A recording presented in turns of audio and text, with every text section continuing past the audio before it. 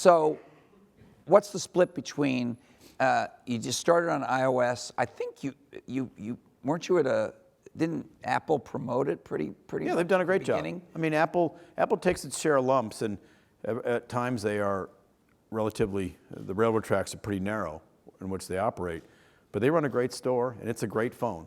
And they've created an ecosystem that is, really pretty good. There's a lot of competitors now, whereas there didn't used to be. But Apple's a great partner, and they promote it. They do a nice job in their store promoting it. So what's the split between iOS and Android and other? Yeah, there's no other.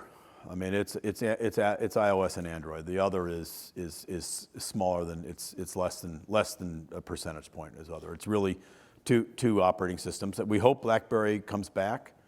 We think the Z10 is a nice device, and hopefully the Q10 will be a nice device. But right now it's the two, and it's narrowing. It used to be about 80-20. It's about 70-30 iOS to Android.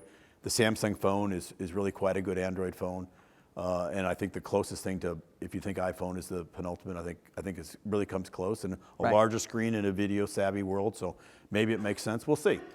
How about the paid versus free? It's heavily skewed toward iOS. As you would expect, it's a more expensive phone. Generally, these are people who interact with their phone a lot more on a broader range of items than they do on Android. Android is a much more social phone, less of a business enterprise phone. And so we probably 80-20, maybe even 85-15 in terms of revenue. Because people are watching the games at work, is that what you're saying? Well, certainly they watch them at work, but the iPhone is it's a more expensive phone, and you're sort of self-selected that's the kind of customer you are. And so if you're spending $300, $400 for a phone, a $20 app is not as much. That's if you're buying it unsubsidized.